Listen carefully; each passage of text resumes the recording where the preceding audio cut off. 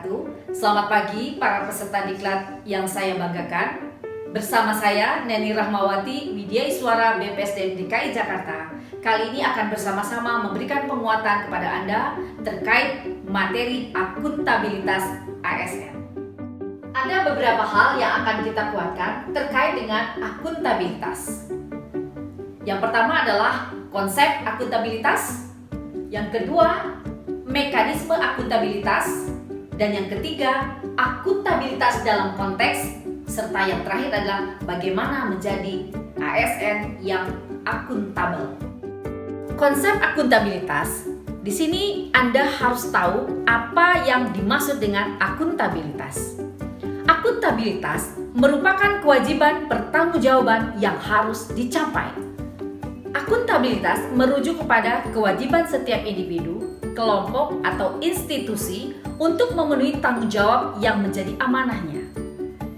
Amanah ASN adalah terjaminnya, terwujudnya nilai-nilai publik. Nilai-nilai publik yang dimaksud diantaranya, pertama, mampu mengambil pilihan yang tepat dan benar ketika terjadi konflik kepentingan antara kepentingan publik dengan kepentingan sektor, kelompok, dan pribadi.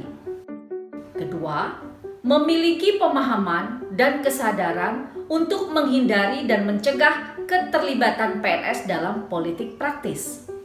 Ketiga, memperlakukan warga negara secara sama dan adil dalam penyelenggaraan pemerintahan dan pelayanan publik. Keempat, menunjukkan sikap dan perilaku yang konsisten dan dapat diandalkan sebagai penyelenggara pemerintahan.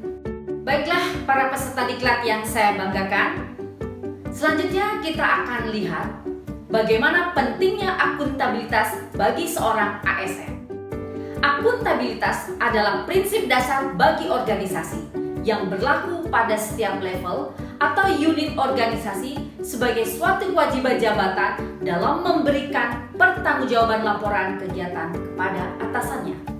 Sedangkan fungsi akuntabilitas terdiri dari 1. Peran demokratis yang mampu menyediakan kontrol demokratis, kemudian berperan sebagai konstitusional, mencegah korupsi dan penyalahgunaan kewenangan atau kekuasaan, dan peran belajar, meningkatkan efisiensi dan efektivitas. Baiklah para peserta diklat yang sangat saya banggakan. Selanjutnya kita akan kenali macam-macam akuntabilitas. Yang pertama, akuntabilitas vertikal. Dan yang kedua, akuntabilitas horizontal. Akuntabilitas vertikal.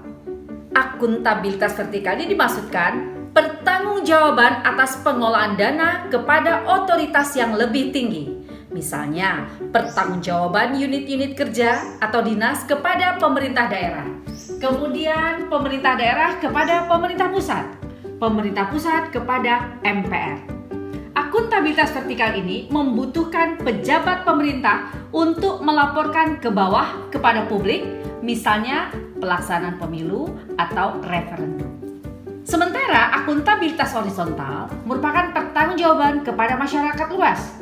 Akuntabilitas ini membutuhkan pejabat pemerintah untuk melaporkan ke samping kepada para pejabat lainnya dan lembaga negara. Contoh, Lembaga Pemilihan Umum, Komisi Pemberantasan Korupsi, atau Komisi Investigasi Legislatif. Tingkatan dalam akuntabilitas terdiri dari akuntabilitas stakeholder, akuntabilitas organisasi, akuntabilitas kelompok, akuntabilitas individu, dan akuntabilitas personal. Akuntabilitas stakeholder merupakan tanggung jawab organisasi pemerintah untuk mewujudkan pelayanan dan kinerja yang adil, transparan, dan bermartabat. Akuntabilitas organisasi mengacu pada hasil pelaporan kinerja yang telah dicapai. Sementara akuntabilitas kelompok merupakan pembagian kewenangan dan semangat kerjasama yang tinggi antar berbagai kelompok. Akuntabilitas individu merupakan konsep yang mengacu pada hubungan antar individu dan lingkungan kerjanya. Sedangkan akuntabilitas personal lebih mengacu kepada nilai-nilai yang ada pada diri seseorang seperti nilai kejujuran, integritas moral, dan etika.